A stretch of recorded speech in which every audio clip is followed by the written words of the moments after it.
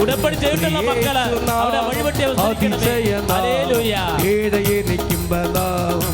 കരങ്ങളടിച്ചുകൊണ്ട് ശ്രീയേശുനാമം അതിശയനാമം ഏഴലിക്കുമ്പനാമം എല്ലാ നാമത്തിലും മേലായ നാമം ഭക്തജനം വടുനാമം എല്ലാ നാമത്തിലും മേലായ നാമം എല്ലാ മുഴക്കാലും മടങ്ങിടും നീരുമും വല്ലഭത്വമുള്ളതാകും എല്ലാവരും എല്ലാ മുഴക്കാലും മടങ്ങിടും നീരുമും വല്ലഭത്വമുള്ളതാകും ശ്രീയേശുനാമം അതിശയനാമം ഏഴയെനിക്കുമ്പനാമം ശ്രീയേശുനാമം അതിശയനാമം ഏഴയെനിക്കുമ്പനാമം. രോഗസൗഖ്യ പ്രാർത്ഥനയിൽ പ്രവേശിക്കുകയാണ്. കർത്താവിൻ്റെ വചനം അഭിഷേകമായി കിട്ടിക്കഴിഞ്ഞാൽ പെട്ടെന്ന് നടക്കുന്ന കാര്യങ്ങളാണ് വലിയ രോഗസൗഖ്യങ്ങൾ. അച്ഛന് ദർശനങ്ങൾ ലഭിക്കാൻ വേണ്ടിയും പ്രാർത്ഥിക്കണം. സന്തോഷത്തിൽ എഴുന്നേൽക്കുക. ഇന്ന് നിങ്ങൾ കാണുന്ന ഈജിപ്തുകാരെ നാളെ നീ കാണത്തില്ലെന്ന് മോസസിനോട് പറഞ്ഞില്ലേ? അതുപോലെ ഇന്ന് നീ അനുഭവിക്കുന്ന രോഗങ്ങളെ നാളെ നിൻ്റെ ജീവിതത്തിൽ ഉണ്ടാവത്തില്ല, മരണം വരെ ഒരിക്കലും ഉണ്ടാകത്തില്ല. ഇപ്പോഴും പ്രാർത്ഥിക്കുന്ന അസ്ഥിവേദനക്കാരെയാണ് പ്രാർത്ഥിക്കുന്നത്. അസ്ഥിവേദനക്കാരെ പ്രാർത്ഥിക്കാൻ പോകുന്നു. അച്ഛൻ പ്രാർത്ഥിക്കുന്ന മുമ്പ് തന്നെ പ്രാർത്ഥിക്കുന്ന വിഷയങ്ങളെല്ലാം പറഞ്ഞു. അപ്പോൾ ആ വേദന അനുഭവിക്കുന്നവരെ ആ സ്ഥലങ്ങളിൽ നിങ്ങളുടെ കൈകൾ വെച്ച് വിശ്വാസ പ്രമാണം ചെല്ലാൻ തുടങ്ങിയേക്കണം. ഇപ്പോഴേ നടുവേദനക്കാരെ പ്രാർത്ഥിക്കാൻ തുടങ്ങുന്നു. അപ്പം നടുവേദന അനുഭവിക്കുന്ന സ്ഥലങ്ങളിൽ കൈകൾ വെക്കണം ഇപ്പോഴേ. പിന്നെ മൈഗ്രെയിൻ്റെ അസുഖമുള്ളവർ, മറാത്ത തലവേദനയില്ലേ, മറാത്ത തലവേദന ഉള്ളവർ ദയവായി തലവേദനയുള്ള സ്ഥലത്ത് നിൻ്റെ കൈ വെക്കണം. വെറുതെ വെച്ച് തലവേദന ഉണ്ടാക്കിയെടുക്കരുത്, പറയണ കൃത്യമായിരിക്കണം. മൈഗ്രെയിൻ എന്ന് വെച്ചാൽ മൈഗ്രെയിൻ സാധാരണ തലവേദനയല്ല. വിട്ടുമാറാത്ത തലവേദന ഉള്ളവർ മാത്രമേ തലേ കൈ വെക്കാവൂ. ആ തലവേദനയുള്ള സ്ഥലങ്ങളിൽ വെക്കണം. നടുവേദനക്കാർ നടുവേദന വെക്കണം, വേദനയുള്ള ഇടങ്ങളിൽ വെക്കണം. അമ്മ മാതാവിൻ്റെ ജീവനുള്ള മധ്യസ്ഥം നമുക്ക് ലഭിക്കുന്ന ഒരുപക്ഷെ ലോകത്തിലെ അപൂർവ സ്ഥലങ്ങളിൽ ഒന്നിലാണ് ദൈവം തന്നെ കൊണ്ടുവന്നിരിക്കുന്നത്. അമ്മ ജീവനോടെ പ്രത്യക്ഷപ്പെട്ട സമയത്തിൻ്റെ അധികാരിയാണെന്ന് ലോകത്തിനോട് പറഞ്ഞ പ്രാർത്ഥനയാണ് പ്രത്യക്ഷീകരണ പ്രാർത്ഥന. സഭ അത് ഏറ്റെടുത്ത് പഠിക്കണമെന്നാണ് പ്രത്യക്ഷീകരണ പ്രാർത്ഥന ചെല്ലുമ്പോൾ നമ്മൾ പ്രാർത്ഥിക്കുന്നത്. അത് തീർച്ചയായിട്ടും സഭ പഠിക്കുക തന്നെ ചെയ്യും. അമ്മ അതിനുള്ള പ്രേരണ കൊടുത്തുകൊണ്ടാണ് ഈ വലിയ അത്ഭുതങ്ങളെല്ലാം നടത്തുന്നത്. ഉടമ്പടി പ്രാർത്ഥന അതിനെ ബേസ് ചെയ്ത് വരുന്ന പ്രാർത്ഥനയാണ് നമുക്കറിയാം. അമ്മയുടെ പ്രത്യക്ഷപ്പെടൽ സഭ ഏറ്റെടുക്കാൻ വേണ്ടി മനസ്സിൽ പ്രാർത്ഥിക്കണം. കാര്യം നമ്മളെ മാത്രം ബാധിക്കുന്നൊരു വിഷയമല്ല, ലോകത്തെ മൊത്തം ബാധിക്കുന്നൊരു വിഷയം. ദൈവം മനസ്സ് തുറന്ന ഇടമാണ് കൃപാസനം അൾത്താര. അത് ഔദ്യോഗിക സഭ ഏറ്റെടുത്ത് പഠിച്ച് അമ്മയുടെ പ്രത്യക്ഷീകരണങ്ങൾക്ക് വലിയ സ്ഥിരീകരണം കൊടുത്തുകൊണ്ട് ദൈവത്തിൻ്റെ മനസ്സ് നിറവേറ്റാൻ ഈ ഭൂമിയിലുള്ള ദൈവത്തിൻ്റെ ഉപകരണമാണ് തിരുസഭ. തിരുസഭയ്ക്ക് വേണ്ടി സ്തുതികട ഹല്ലേലൂയ, പ്രാർത്ഥിക്കട്ടെ.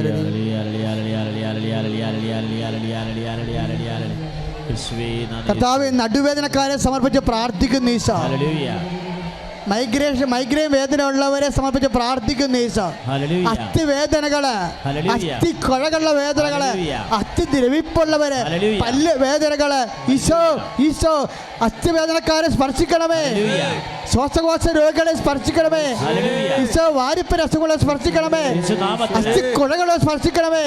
മാർഗരോഗങ്ങൾ, അസ്ഥിവേദനകൾ, അസ്ഥിരോഗങ്ങള് യേശുവിന്റെ നാമത്തില് സൗഖ്യമാകട്ടെ. ഹല്ലേലൂയ ഹല്ലേലൂയ ഹല്ലേലൂയ ഹല്ലേലൂയ ഹല്ലേലൂയ ഹല്ലേലൂയ ഹല്ലേലൂയ ഹല്ലേലൂയ ഹല്ലേലൂയ. ഞാൻ നിന്നെ സൗഖ്യമാക്കും കർത്താവാണെന്ന് നീ അറിയുക, നീ അറിയുക, നീ അറിയുക മകനേ. ഞാൻ നിന്നെ സൗഖ്യമാക്കും കർത്താവാണെന്ന് നീ അറിയുക, നീ അറിയുക, നീ അറിയുക മകളേ. പരിശുദ്ധ പരമദിവ്യകാരുണ്യത്തിന് പ്രിയമുള്ളവരെ, ഹൃദയത്തിൻ്റെ വേദന, ഹൃദയത്തിൻ്റെ ദോരങ്ങൾ, നിങ്ങൾ കുറേ സാക്ഷ്യങ്ങൾ നിങ്ങൾ കേട്ടില്ലേ? ഹൃദയ രോഗങ്ങൾ, ഹൃദയ ദൂരമുള്ളവർ, ഈ ജനുവരി ഫെബ്രുവരി മാസത്തിലെ കുറേ കിഡ്നി രോഗികളെ, ഗുരുതരമായ കിഡ്നി രോഗികളെ അമ്മ സുഖപ്പെടുത്തിയിട്ടുണ്ട്. ഈ ജനുവരി ഫെബ്രുവരി മാസത്തിലെ കുറേ കരൾ രോഗികളെ, 90% കരൾ ഡാമേജായിപ്പോയ മഹാമഹോദര രോഗികളെ അമ്മ അത്ഭുതകരമായി സുഖപ്പെടുത്തിയിട്ടുണ്ട്. അപ്പം അങ്ങനെയുള്ള സ്ഥലത്താണ് നീ നിൽക്കണത്. അതുകൊണ്ട് നിൻ്റെ പഴയ വിശ്വാസം ഒന്ന് കളയണം. എന്നിട്ട് അമ്മ ഇവിടെ വെച്ച് നിന്നെ ഇപ്പം സുഖപ്പെടുത്തും. ഇവിടെ നിന്ന് സുഖപ്പെട്ടേ പോകത്തുള്ള. കർത്താവ് ഈശോമിശിഹായി കരൾ രോഗികളെ സംബന്ധിച്ച് പ്രാർത്ഥിക്കുന്നു. ഈശോ കരൾ രോഗികളെ സമർപ്പിച്ച് പ്രാർത്ഥിക്കുന്നു. കിഡ്നി രോഗികളെ സംബന്ധിച്ച് പ്രാർത്ഥിക്കുന്നു. ഹൃദയ രോഗികളെ സംബന്ധിച്ച് പ്രാർത്ഥിക്കുന്നു. യേശുവിൻ്റെ നാമത്തിൽ കരരോഗങ്ങൾ, യേശുവിൻ്റെ നാമത്തിൽ ഹൃദയരോഗങ്ങൾ, ശ്വാസകോശ രോഗങ്ങൾ,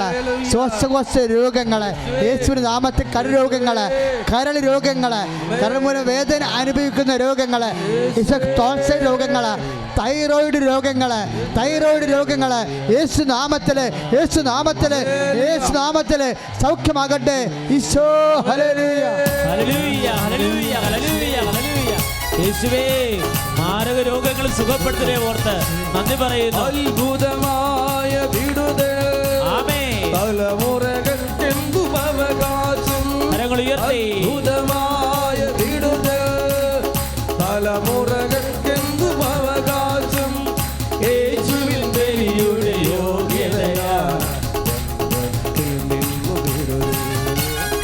യേശുവിൻ ബലിയുടെ യോഗ്യതയാൽ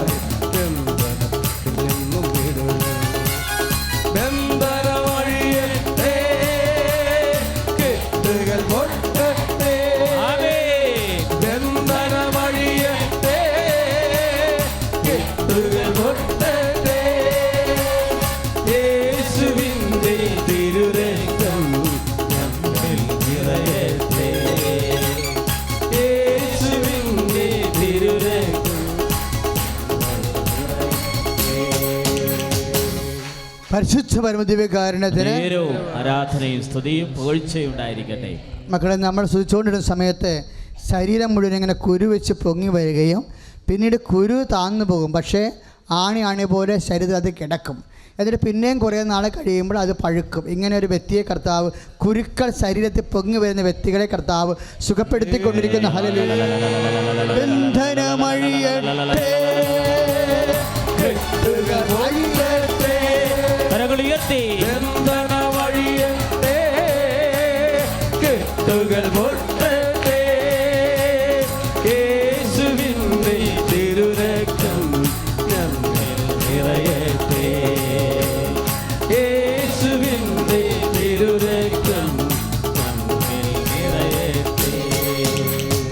പരിശുദ്ധ പരമദിവ്യകാരുണ്യത്തിന് ആരാധനയും സ്തുതിയും പുകഴ്ചയും ഉണ്ടായിരിക്കട്ടെ.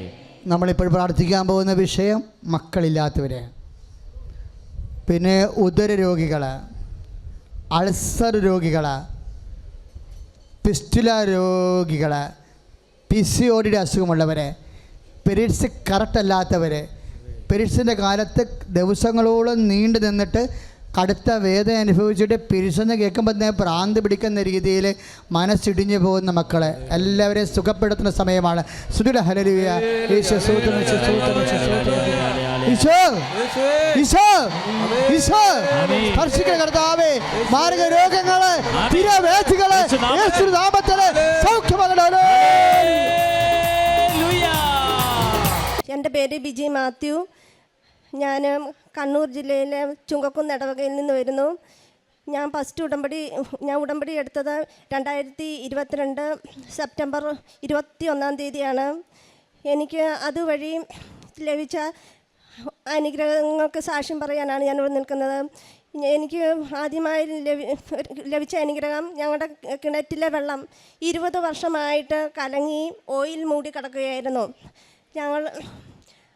വേനൽക്കാലമാകുമ്പോൾ ആണ് ഈ വെള്ളത്തിന് ഇങ്ങനെ വരുന്നത്. മഴക്കാലമാകുമ്പോൾ വെള്ളം കിണറ്റിൽ കൂടുമ്പോൾ ഈ പ്രശ്നമില്ല. ഒരു ഒക്ടോബർ മാസം ആകുമ്പോൾ മഴ കഴിയുമ്പോഴത്തേനും ഓയിൽ മൂടി വല്ലാത്ത ചുമപ്പ് കളറാകും. അതൊന്നിനും ഉപയോഗിക്കാൻ കൊള്ളില്ല. തുണി അലക്കാൻ ടൈലിൻ്റെ കളറൊക്കെ മാറും, പാത്രം എല്ലാം മെഴുക്ക് പിടിച്ച് ഒന്നിനും പറ്റത്തില്ല. അതുകൊണ്ട് ഞങ്ങൾ വേറെ ഞങ്ങളുടെ ഒരു 500 മീറ്റർ അകലെയുള്ള ഒരു പറമ്പിൽ നിന്ന് ട്യൂബിൽ വെള്ളം കൊണ്ടുവന്നാണ് വേനൽക്കാലത്ത് ഉപയോഗിച്ചുകൊണ്ടിരുന്നത്.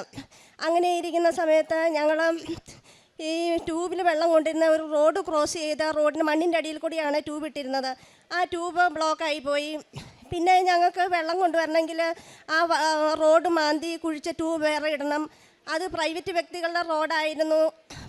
ഫ്രണ്ടിൽ പഞ്ചായത്ത് റോഡും സൈഡിൽ ഇത് വന്നപ്പോൾ ഞങ്ങൾക്ക് അത് ഒരിക്കലും നടക്കാത്ത അവസ്ഥയായിരുന്നു. അതുകൊണ്ട് ഞങ്ങൾ വേറെ എന്തെങ്കിലും ഒരു പഞ്ചായത്ത് റോഡ് കുഴിച്ച് ട്യൂബ് വേറെ മാറ്റിയിടാൻ നോക്കി. 100 കൂട്ടം നൂലാമലകൾ ആ വേനക്കൊന്നും നടക്കുകയില്ലെന്ന് കണ്ട് പിന്നെ ഞങ്ങൾ ഏതായാലും കുഴൽക്കിണർ കുഴിക്കാമെന്ന് ഭർത്താവ് തീരുമാനിച്ചു. അങ്ങനെ കുഴൽക്കിണർ കുഴിക്കാൻ ആരംഭിച്ചു. 55 അടി താഴ്ന്നു കഴിഞ്ഞപ്പോൾ അതിൽ ട്യൂബ് ഇറക്കാൻ പറ്റുന്നില്ല. ഉരുളം കല്ലുകൾ വന്ന് ഹോളടയുന്നു. അത് സക്ക് ചെയ്തെടുക്കാൻ പറ്റുന്നില്ല. അങ്ങനെ അത് ഉപേക്ഷിച്ചു. പിന്നെ വേറൊരു സ്ഥലത്ത് കുറച്ചും കൂടെ പവർ കൂടിയ ഒരു മെഷീൻ കൊണ്ടുവന്ന് ഒരു കുഴൽക്കിണറും കൂടെ കുഴിച്ചു. അതിലും അതുപോലെ തന്നെ ഉരുളൻകല്ല് വന്ന് ഹോളടയുന്നു, പൈപ്പ് ഇറക്കാൻ പറ്റുന്നില്ല. അങ്ങനെ ഞങ്ങൾ ആ ഉദ്യമങ്ങൾ ഉപേക്ഷിച്ചു. അങ്ങനെ ഞങ്ങളുടെ പള്ളിയിലെ അച്ഛന് വീട്ടിൽ വന്നപ്പോൾ ഞങ്ങൾ കിണർ കാണിച്ചു കൊടുത്തു. വല്ലാത്ത അവസ്ഥയിൽ കിണർ കിടക്കുന്നു. അച്ഛൻ പറഞ്ഞു തെക്ക് വശത്ത് വേറെ സ്ഥലമില്ല കിണർ കുഴിക്കാൻ. കിണർ കുഴിക്കേണ്ട സ്ഥലത്ത് സെപ്റ്റിക് ടാങ്ക് ആയി 2 സ്ഥാനം ഉണ്ടായിരുന്നു. ഒന്ന് അടുക്കളപ്പുറകിലും ഒന്ന് വടക്ക് വശത്ത് ഫ്രണ്ട് വശത്തുമായിരുന്നു. അവിടെ സെപ്റ്റിക് ടാങ്ക് ആയിപ്പോയി. അന്നിപ്പോൾ അച്ഛൻ പറഞ്ഞു തെക്ക് വശമൊന്നും പ്രശ്നമില്ല, നിങ്ങൾ അവിടെ കുഴിച്ച് നോക്കാം. അങ്ങനെ ഇരിക്കുന്ന സമയത്താണ് ഞങ്ങൾ കൃപാസനം വന്ന് ഉടമ്പടി എടുക്കുന്നത്. വെള്ളത്തിൻ്റെ സകല വഴികളും അടഞ്ഞിരിക്കുന്ന സമയത്ത് ഞങ്ങളിവിടെ കൃപാസനം വന്ന് ഉടമ്പടി എടുത്തു. ഇവിടുന്ന് കിട്ടിയ വിശുദ്ധ ഉപ്പ്, ഉടമ്പടി ഉപ്പ് കൊണ്ട് വിശ്വാസ പ്രമാണം ചൊല്ലി കിണറ്റിലിട്ട് കഴിഞ്ഞ് പിറ്റേ ദിവസം നോക്കുമ്പോൾ തൈര് പിരിഞ്ഞ് മാറി കിടക്കുന്ന പോലെ ചെളിയും ഓയിലെല്ലാം പിരിഞ്ഞ് മാറി കെട്ടിൻ്റെ സൈഡിലേക്ക് മാറി കിടക്കുന്നു. അങ്ങനെ ആ വെള്ളം തെളിഞ്ഞ് ഞങ്ങൾ കിണർ തേകി വൃത്തിയാക്കി. ഞങ്ങളിപ്പോൾ 3 വർഷമായിട്ട് ആ വെള്ളം ഉപയോഗിക്കുന്നു. വേറെ വെള്ളം കൊണ്ടുവരേണ്ട ഒരാവശ്യവും വന്നിട്ടില്ല. ഈ അനുഗ്രഹം തന്ന അമ്മ മാതാവിനും ഈശോയ്ക്കും 1000 നന്ദി. അതുപോലെ ഞങ്ങൾ ഉടമ്പടി എടുത്തപ്പോൾ വേറെ കിട്ടിയ അനുഗ്രഹം, ഭർത്താവിന് പൈൽസിൻ്റെ അസുഖം ഉണ്ടായിരുന്നു. വേറെ മരുന്നുകളെല്ലാം കഴിച്ചിരുന്നു, എങ്കിലും ഒന്നും മാറ്റം വന്നില്ല. 20 വർഷമായിട്ടുണ്ടായിരുന്ന പൈൽസിൻ്റെ അസുഖമാണ്. ചികിത്സകളൊക്കെ നടത്തിയെങ്കിലും അതിനൊരു കുറവും ഉണ്ടായില്ല. ഇവിടുന്ന് കിട്ടിയ വിശുദ്ധ തൈലം തേച്ച് പ്രാർത്ഥിച്ചതിൻ്റെ ഫലമായി അത് പൂർണ്ണമായിട്ടും മാറിക്കിട്ടി. ഈ അനുഗ്രഹം തന്ന അമ്മ മാതാവിനും ഈശോയ്ക്കും 1000 നന്ദി. അതുപോലെ തന്നെ എൻ്റെ കാലിന് വല്ലാത്ത വേദനയുണ്ടായിരുന്നു. ഞരമ്പ് ചുരുണ്ടുകൂടിയിരിക്കുന്നതുകൊണ്ട് വല്ലാത്ത കട്ട് കഴിക്കുന്ന പോലെ ഭയങ്കര വേദന. എനിക്കൊരു 10-20 മിനിറ്റുകളിൽ ഇങ്ങനെ നിൽക്കാൻ ഒരേ നിപ്പ് നിൽക്കത്തില്ല. കുറച്ച് പണിയൊക്കെ എടുത്ത് കഴിയുമ്പോൾ കാല് നിവർത്തി ഇരിക്കണം, അല്ലെ ഒരു അരമണിക്കൂറൊക്കെ പോയി കിടക്കണം. അത് 8 വർഷമായിട്ടുണ്ടായിരുന്ന കാലിൻ്റെ വേദനയാണ്. അതിപ്പം പല ചികിത്സകളും ഇംഗ്ലീഷ് മരുന്നും സിദ്ധയും അതുപോലെ ആയുർവേദ ചികിത്സകളൊക്കെ നടത്തിയിരുന്നെങ്കിലും പൂർണ്ണമായിട്ട് മാറിക്കിട്ടിയില്ല. ഞാൻ ഉടമ്പടി ധ്യാനം കൂടിക്കൊണ്ടിരുന്നപ്പോൾ ഒരു പഴയ ഉടമ്പടി ധ്യാനം ഇങ്ങനെ ഞാൻ എപ്പോഴും ഉടമ്പടി ധ്യാനം ഓരോന്ന് മാറ്റി അങ്ങനെ ഒരു ധ്യാനം കൂടിക്കൊണ്ടിരുന്നപ്പോൾ ഇങ്ങനെ ഞാൻ ഈ വല്ലാത്ത കാലിന് വേദനയായിട്ട് എനിക്ക് അടുക്കളയിൽ നിന്ന് പണിയെടുത്തുകൊണ്ടിരിക്കുന്ന സമയത്താണ്. അന്നേരം എനിക്ക് ഒട്ടും നിൽക്കാൻ പറ്റുന്നില്ല. എന്നാൽ ഇരുന്നുകൊണ്ട് കൂടാം. എന്നിട്ട് കാലൊക്കെ നിവർത്തി തറയിലിരുന്നു.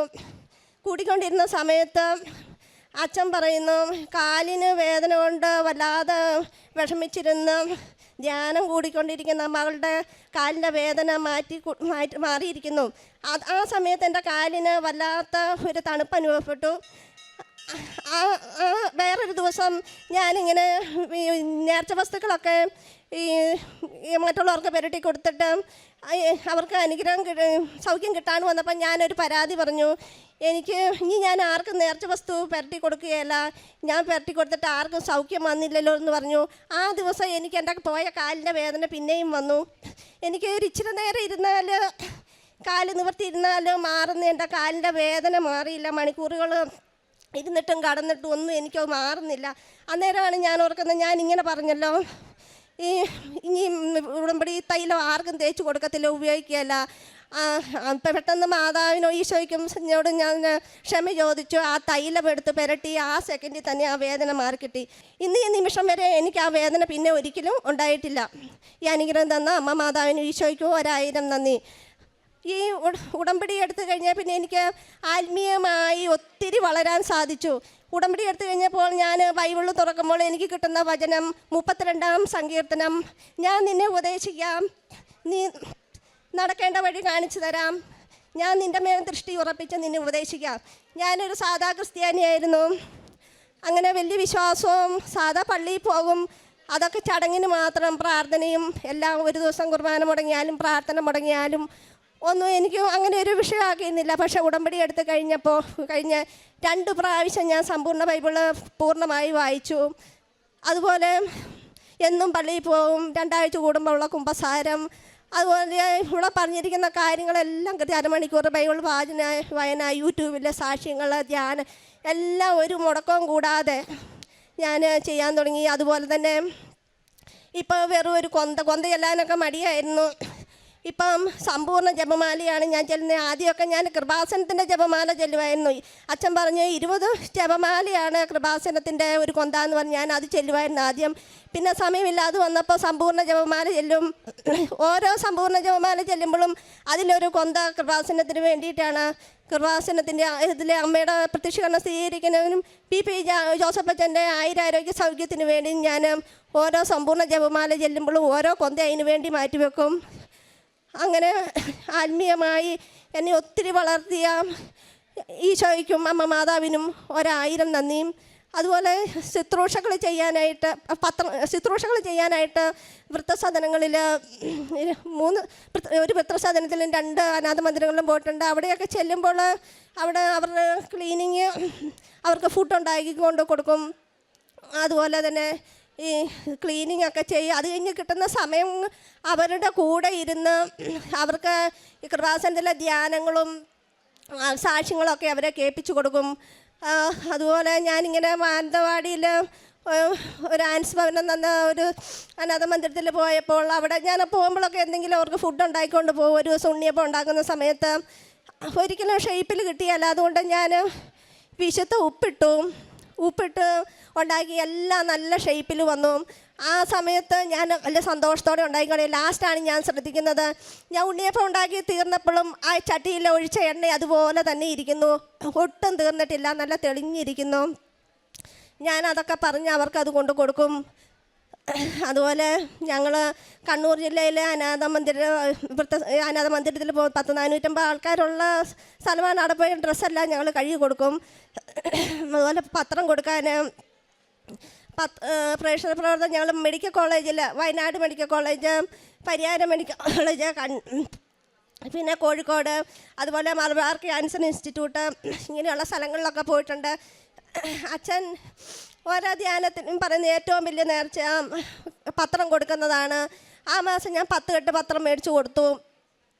അതുപോലെ ഈ പ്രത്യേകതയുള്ള ദിവസം കൃപാസന റാലിയുള്ള സമയങ്ങളിൽ ഞാൻ കൂടുതൽ പേപ്പർ മേടിച്ച് ഈ പരിയാരം മെഡിക്കൽ കോളേജിൽ പോയി അവർക്കൊക്കെ കൊടുത്തിട്ട് അവിടെ നിന്നൊക്കെ ഒത്തിരി അനുഭവങ്ങളുണ്ടായി. എനിക്ക് നിങ്ങൾക്ക് വേറെ എന്തെങ്കിലും ജോലി ചെയ്ത് ജീവിച്ചുകൂടെ? അതുപോലെ ഞാൻ പേപ്പർ കൊടുത്തപ്പം ഐശുവിൻ്റെ വാതിക്കൽ കടന്ന ആൾ ചാടി അടിക്കാൻ എഴുന്നേറ്റ് വന്നു. നിങ്ങൾക്ക് വേറെ എന്തെങ്കിലും ചെയ്തുകൂടെ? എനിക്ക് പെട്ടെന്ന് ഞെട്ടിപ്പോയി. അതുപോലെ തന്നെ വേറെ സ്ഥലത്തേക്ക് മാറിയപ്പോൾ മാതാവും നിങ്ങളെപ്പോലെ ഒരു സ്ത്രീയല്ലേ, അവർ ഉയർത്തെഴുന്നേറ്റിട്ടൊന്നുമില്ലല്ലോ, ഇങ്ങനെ ഒരുപാട് കാര്യങ്ങൾ. അതുപോലെ തന്നെ ഇങ്ങനെ പലരും പറഞ്ഞ് ചേച്ചി ദൈവമായിട്ട് ഞങ്ങളുടെ അടുത്ത് എത്തിച്ചതാണെന്നും പറഞ്ഞിട്ടുണ്ട്. അങ്ങനെ പേപ്പർ കൊണ്ടങ്ങനെയൊക്കെ ഒരുപാട് അനുഭവങ്ങളുണ്ടായിട്ടുണ്ട്. എൻ്റെ പേര് കുമാരി ബേബി. ഞാൻ കോട്ടയം ജില്ലയിൽ മോനുപ്പള്ളി എന്ന സ്ഥലത്ത് വരുന്നു. ഞാൻ 2007 ആദ്യം ഉടമ്പടി എടുത്തതായിരുന്നു. പിന്നെ കൊറോണ വന്ന് ഉടമ്പടി മുടങ്ങി പോവുകയും ചെയ്തു. അത് പുതുക്കാനും പറ്റിയില്ലായിരുന്നു. അതുകൊണ്ട് ആദ്യം തന്നെ അമ്മയോടും ഈശോയോടും ക്ഷമ ചോദിക്കുന്നു. ഈ ഫെബ്രുവരി 2025 ഫെബ്രുവരി 13 എൻ്റെ മോന് ഒരു ബൈക്ക് ആക്സിഡൻ്റ് ഉണ്ടായി. ആ ആക്സിഡൻറ്റിൽ എൻ്റെ മോനെ തിരിച്ചു കിട്ടുമെന്ന് പറഞ്ഞതല്ല, 2% പോലും ജീവിതത്തിലേക്ക് തിരിച്ചു വരാൻ ഉറപ്പില്ല എന്ന് ഡോക്ടർമാരെല്ലാവരും പറഞ്ഞു. അവനങ്ങനെ 3 ദിവസം വെൻറ്റിലേറ്ററിൽ കിടന്നു. 3-ാമത്തെ ദിവസം വൈകിട്ട് അവർ കുഴപ്പമൊന്നുമില്ല എന്നും പറഞ്ഞ് വാർഡിലേക്ക് മാറ്റിയെങ്കിലും അവനെ പിറ്റേ ദിവസം വൈകുന്നേരം ആയപ്പോഴത്തേക്കും വീണ്ടും കൂടുതലായി വെൻറ്റിലേറ്ററിൽ കയറ്റി. ആ വെൻറ്റിലേറ്ററിൽ അവന് 9 ദിവസം യാതൊന്നും അറിയാതെ കിടന്നു. ഞാൻ പരിശുദ്ധ അമ്മയോട് എന്നും പ്രാർത്ഥിക്കുമായിരുന്നു. പക്ഷെ എൻ്റെ ഉള്ളിൽ അമ്മ എനിക്കൊരു ധൈര്യം തരുന്നുണ്ടായിരുന്നു, നിൻ്റെ മകനൊന്നും സംഭവിക്കില്ല എന്നെൻ്റെ ഉള്ളിലിരുന്ന് മാതാവ് പറയുന്നുണ്ടായിരുന്നു.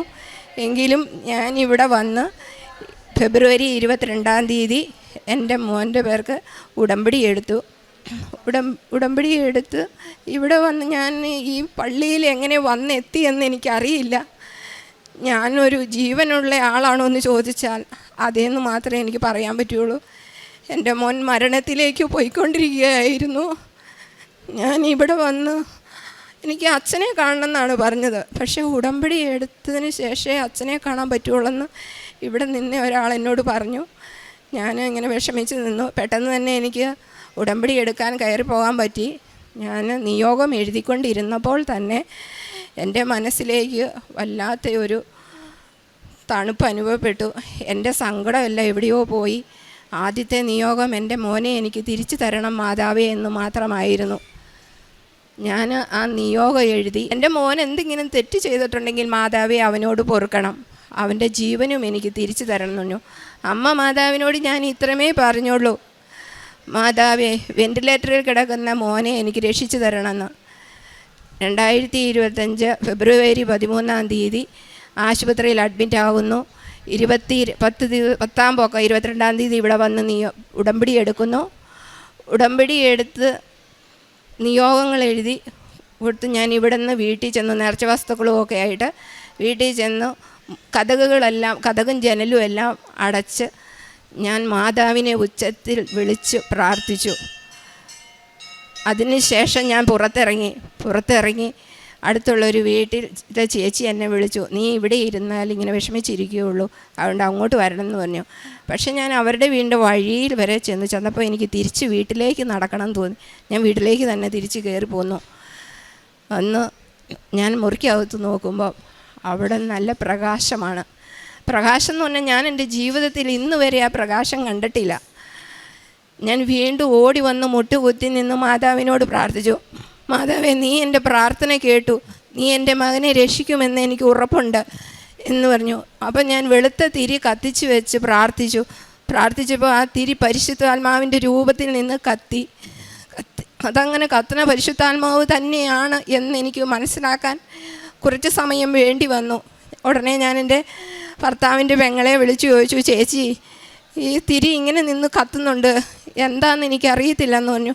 ചേച്ചി പറഞ്ഞു, നീ പേടിക്കണ്ട, അത് പരിശുദ്ധാത്മാവ് തന്നെയാണെന്ന് പറഞ്ഞു. അങ്ങനെ ഞാൻ ആ തിരി കുറേ സമയം കത്തി നിന്ന് കഴിഞ്ഞപ്പോൾ ഞാൻ പറഞ്ഞു, ഈശോയെ എന്താണെന്ന് എനിക്കറിയില്ല, ഞാൻ എന്താ ചെയ്യേണ്ടതെന്നും എനിക്കറിയില്ല എന്ന് പറഞ്ഞു. അന്ന് രാത്രി 12 മണി രാത്രിയായപ്പോൾ എൻ്റെ മോനെ വെൻറ്റിലേറ്ററിൽ നിന്ന് മാറ്റിയെന്ന് പിറ്റേ ദിവസം എൻ്റെ മോൻ വിളിച്ച് പറഞ്ഞു. മൂത്ത മോൻ വിളിച്ച് പറയാമേ അവനെ വെൻറ്റിലേറ്ററിൽ നിന്ന് മാറ്റി. അവൻ കയ്യും കാലും അനക്കി കണ്ണു തുറന്നു സംസാരിച്ചു എന്ന് പറഞ്ഞു.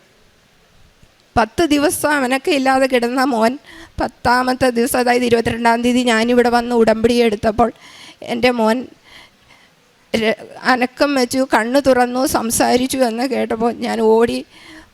ഉച്ച കഴിഞ്ഞ് 3:45 ഞാൻ ഹോസ്പിറ്റലിൽ ചെന്ന് കഴിഞ്ഞപ്പോൾ പറഞ്ഞു, അവനിങ്ങനെ ശരീരം അനക്കുകയും സംസാരിക്കുകയും എല്ലാം ചെയ്തെന്ന്. എനിക്ക് വളരെ സന്തോഷം തോന്നി. ഈ വാർത്ത അറിഞ്ഞുകൊണ്ട് തിരിച്ച് ഞാൻ വീണ്ടും വീട്ടിലേക്ക് വന്നു കഴിഞ്ഞ് വീണ്ടും ഞാൻ തിരി കത്തിച്ച സമയം അതൊന്നും ഞാൻ നോക്കിയില്ല. കത്തിച്ച് വെച്ച് പ്രാർത്ഥിച്ചു കഴിഞ്ഞപ്പോഴത്തേക്കും എന്നോട് മാതാവ് 23-ാം തീയതി വെളുപ്പിനെ മാതാവ് എൻ്റെ അടുത്ത് വന്ന് എന്ന് പറയുകയാണ്, നീ നിൻ്റെ മകന് വേണ്ടി 2 ദിവസം കൂടി കാത്തിരിക്കണം എന്ന് പറഞ്ഞു. അമ്മ പറഞ്ഞ ഈ വാക്ക് ഞാൻ എൻ്റെ ഓർമ്മയിൽ വെച്ചുകൊണ്ട് രാപകലില്ലാതെ ഇരുന്ന് ഞാൻ പ്രാർത്ഥിച്ചു. എൻ്റെ ഭർത്താവും മക്കളും ഒക്കെ ഹോസ്പിറ്റലിലാണ്. ഞാൻ അമ്മ മാതാവിനോടും ഈശോയോടും മുട്ടിപ്പായി നിന്ന് പ്രാർത്ഥിച്ചു, എൻ്റെ ജീവൻ വേണമെങ്കിൽ നീ എടുത്തുകൊള്ളൂ, എങ്കിലും എൻ്റെ മകനെ എനിക്ക് നീ തിരിച്ചു തരണം. ഞാൻ ജീവിച്ചിരുന്നിട്ട് എൻ്റെ മോനില്ലാതെ ഇരിക്കുന്നത് എനിക്ക് സഹിക്കാൻ പറ്റില്ല മാതാവേ. അതുകൊണ്ട് ഒരു ജീവനാണ് ആവശ്യമെങ്കിൽ അതെൻ്റെ എടുത്തോളൂ, ഞാൻ തരാൻ തയ്യാറാണെന്നു.